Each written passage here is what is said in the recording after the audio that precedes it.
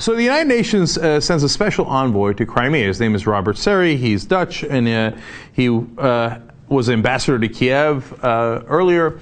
And he's going over there to, negotiate things and talk to the Russians, mediate perhaps between the Russians and the Ukrainians. That makes a lot of sense. This happens all the time.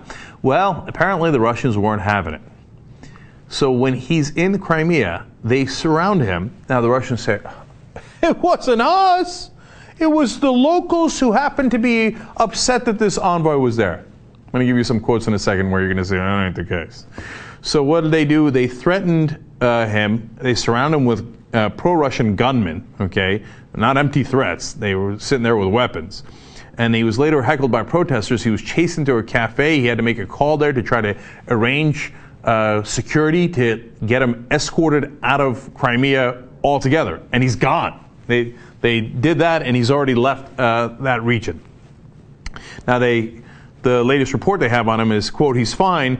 The self-defense militias have guaranteed his security."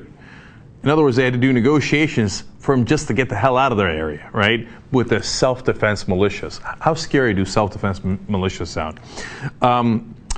When the Russians were asked about this, they said, "Oh my God, what the hell did you do this UN envoy?" Get a load of this answer.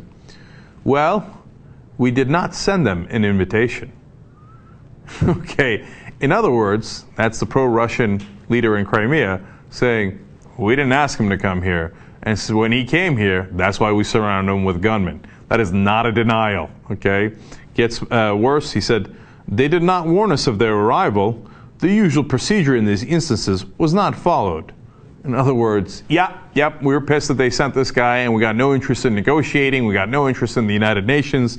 We're planning to violate all those laws anyway, so be done with your envoy.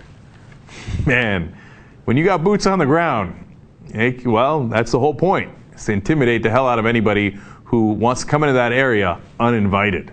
Now, the other side weighs in here, Ukraine's National Security and Defense Council. They say, quote, "Even pirates in Somalia do not abduct negotiators.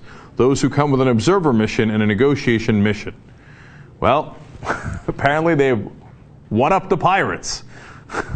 Well played, Russians.